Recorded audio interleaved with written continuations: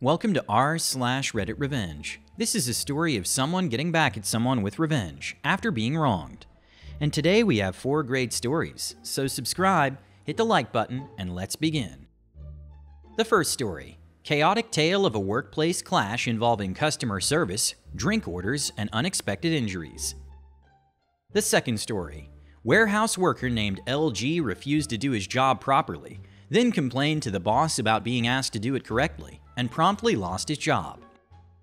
The third story: during a trip with a challenging colleague, the tables turned when the OP orchestrated a delayed flight announcement, leaving the difficult coworker waiting for hours as payback for their repeated tardiness. Today's first story is Diving Officer FAFO about diving partners. I was a professional military hard hat, surface supplied deep sea diver. At the point of this story, I had been diving for over 15 years. My training was extensive. 2 diving schools, one was 13 weeks long, 5 days a week with minimum of 8 hours a day training, and the other was 17 weeks long. The first one involved quite a bit of science, medicine, and theory.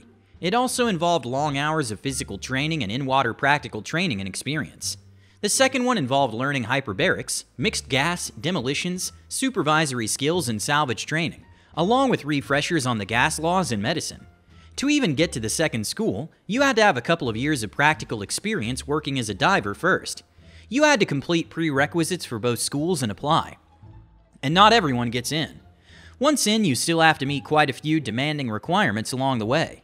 My first school, called Second Class Diver School, had almost 30 people start. Only 11 graduated. My second school, called First Class Diver School, started with over 20 people and we graduated with 7. Those who did graduate were exceptional. I was 6th out of 7 in First Class Dive School and I had a 96.7%. I was 3rd in Second Class Dive School academically. I knew my stuff. All divers have to make requalification dives to stay current. It's not a hard requirement to meet as long as you're diving.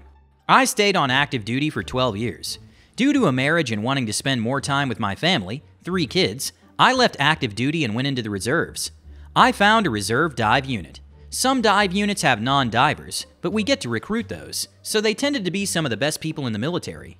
Officers are a bit different. Sometimes it's hard to find diving officers in reserve units. If you made it through dive school, you did something pretty incredible, but sometimes there isn't much we can do about character. I would say that well over 90% of the divers I worked with were all hardworking, exceptionally intelligent people. They were all unique in their own ways. There are always going to be a few bad apples, and usually they get weeded out by their own actions over time. Our executive officer, XO, was a lieutenant, LT, who previously was a navigator on planes, and bucking to become both lieutenant commander, L commander, as well as commanding officer, CO of our unit.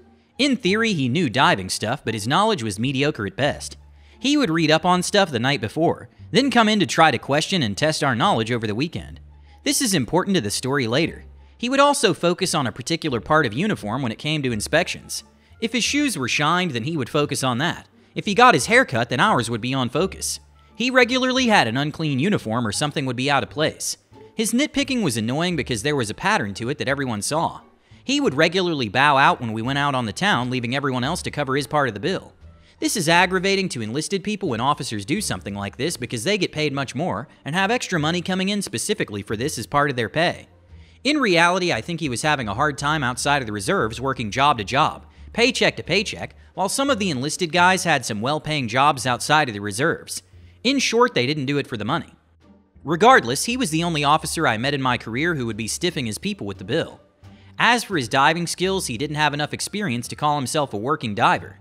He got lost in 20-foot depth of water going 30 foot across an area. It took him close to 10 minutes to find the work site, while it took most guys less than 2 minutes doing the same thing on one job. So the story. We were doing open water dives in scuba for requalifications. We probably had close to 12 to 16 people diving at one time with 2 chase and dive boats. No one else liked to dive with him before this because he wasn't good in the water, and talking with him was just torture. His confidence levels didn't match his skill level. Before this, I would dive with him because I could tolerate him. The dives took place in a bay known for good recreational and abalone diving on the Pacific. They drop everyone off in the water, and at the given signal, everyone goes down. The time for our dive has started. He didn't see it, and the boat is about 50 yards off, and insists that we wait until the dive boat comes over and gives us the signal. We're the only people left on the service. He decides that while we're waiting, he's going to quiz me on the gas laws and theory. I still knew my stuff, but I wanted to get to diving. After about 20 minutes, he still wanted to quiz me and was refusing to go down. I had enough. I was a pretty thin guy at the time, and although I have a good wetsuit, treading water and sitting still in one place on the surface will get me cold after a while. I ask him one more time if we're going to dive, and he refuses to go down. This is in cold water, and treading water on the surface is not why I'm here. I'm there to dive, not play games or be quizzed by someone who can barely tie their own shoes, let alone dive. I start swimming for the beach, leaving him behind. I am a much stronger swimmer, so I leave him in the dust. I get to the beach and tell the other divers what he's done. About this time, he gets up to the beach and tells me we're going back in and are going to go down. I tell him that I'm done diving for the day. I tell him I'm not going to be diving with him again, period. Diving is a volunteer program in the Navy. You can refuse to dive even if ordered. I may have been pushing it a bit, but stand my ground on this. He tries to get me to say that I'm done being a diver and am giving up my qualifications. I make it very clear. I'm not diving today, and I'm not diving with him. He looks to another diver, and that diver says, "Sorry, I have a stuffed up nose, I can't dive." He looks at another guy and gets, "I have a cold," or along those lines. Each diver there does it. We have a little rebellion that I inadvertently started. He gets angry now and tries threatening me, but I stand my ground. He goes to complain to the CO, who also happens to be a diver, quite a good one too. All the men stick up for me, and as I said, he wasn't a good diver. He lacks social skills when dealing with the guys, so wasn't well liked anyway. The CO and I have a chat later on with no one else around. I tell him the whole story and how the other guys don't really like diving with this idiot anyway, and all his other little games he plays. I got my requel dives in the next day. No one dives with him that weekend. Turns out that he ends up never diving with anyone else at the unit again to my knowledge. And when the CO retired, he got someone else to show up on his retirement date to take over as CO of the reservist unit. Shortly after that, Lieutenant XO left our unit and I think didn't go back to diving again. I didn't get written up or in trouble in any way because when I refused to dive, I did it in a way that was acceptable and was very careful about what I said. The next story is, you done played yourself. I worked at a warehouse for one of the big cookie distributors. People would pick boxes, people stack boxes, and the people on the forklifts made sure we had boxes. I had moved up to a forklift position, which is literally called replenisher, which comes in later. Had this other replenisher, a large guy that generally put in minimal effort and would go hide and sleep sometimes during the day. We'll call him LG, lazy guy. The whole purpose of replenishing is making sure that a picker never has to go to a different part of the warehouse to get something that's on his line. When there was, say, under 6 boxes of product on a pallet, he was supposed to stack those in the aisle and get a new pallet. Problem was, LG was too big to bend his knees, or he didn't even try. He grabbed the corner of his forklift and swing down to try and get him sometimes, but that was rarely happening. This meant product was running out constantly because LG wanted it to be completely empty so he wouldn't have to bend over. We had numbers to hit, so adding 2 minutes to a 6-minute load is a big deal.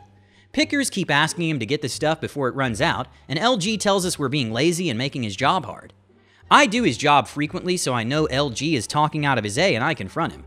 LG puffs out his chest and starts screaming at me. Who do I think I am? He's worked here since it opened, which has no bearing on his work ethic, and telling me to shut up. Also threatened to meet me in the parking lot if I kept talking SH on him before LG scoots away in the forklift. LG has several arguments with the other pickers and me again about this until he finally snaps at one picker. LG bellows loud enough for the whole warehouse to hear, "We're gonna talk to the manager. I can't believe you guys keep asking me to refill this SH before it's empty. AKA, I can't believe you keep asking me to do my job correctly." LG and their picker go off to talk to our boss's boss, and I literally die laughing with another guy because we both know he just effed himself. He literally went in there and went on a tirade about how he was working his A off not doing his job correctly, and we keep asking him to do it. I didn't hear the conversation, but LG comes out looking dejected, and my boss comes up and says, "Don't worry about picking anymore, we're gonna have you on the forklift from now on, and LG doesn't work here anymore." Edit. The pallet he delivers is what the pickers pick from. The stackers stack an assortment of the 300 products they had to fill in order. The replenishers brings a pallet of one item, but like 60 to 200 units depending on the size. The third story is, colleague makes me wait. I get even. I work for an airline that flies all over Asia. On one Shanghai layover trip, I was paired with a first officer. Call him FO, known to have a chip on his shoulder. He'd actually joined the airline ahead of me, but for whatever reason was still languishing in the co-pilot's seat while most of his contemporaries had already progressed to captain. It wasn't that he was a bad pilot. His stick and rudder skills were actually quite good, but his attitude left much to be desired. He was known to grumble openly about still being in the co-pilot's seat, blaming his failed upgrade on management pilots or instructors whom he thought had it in for him. I could sense he felt his seniority in the airline overrode the captain's authority in the flight deck. He was pushy and liked to make decisions without consultation, even if they weren't to his make.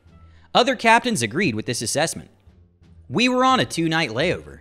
The flight itself went well and we checked into the hotel just past midnight. As we headed to our rooms, he asked if I had any plans. I said I wanted to visit a far corner of the city to see the sights, culminating in late lunch at a century-old restaurant known for its soup dumplings. He asked if he could go, and I said I would be happy to have him along. We agreed to meet for breakfast at 9 a.m. and leave the hotel by 10:30. 9 a.m. sharp, I was at the hotel cafe. FO was nowhere to be found. As a courtesy, I waited 10 minutes before deciding to eat ahead.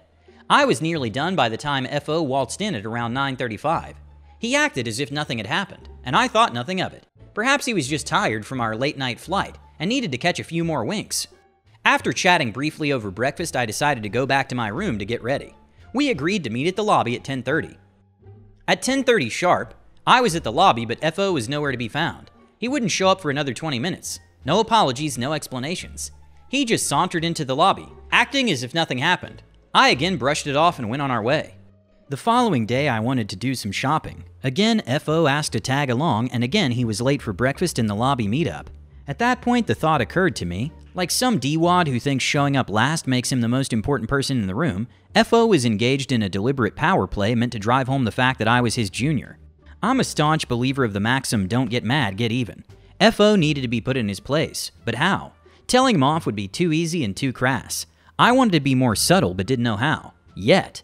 By mid-afternoon, we were back at the hotel resting for our flight home. The crew shuttle was scheduled to pick us up at 10:30 p.m.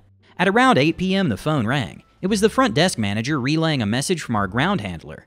Due to a weather-related delay, our departure time would be moved back 2 hours. This meant our hotel pickup would also be moved back 2 hours.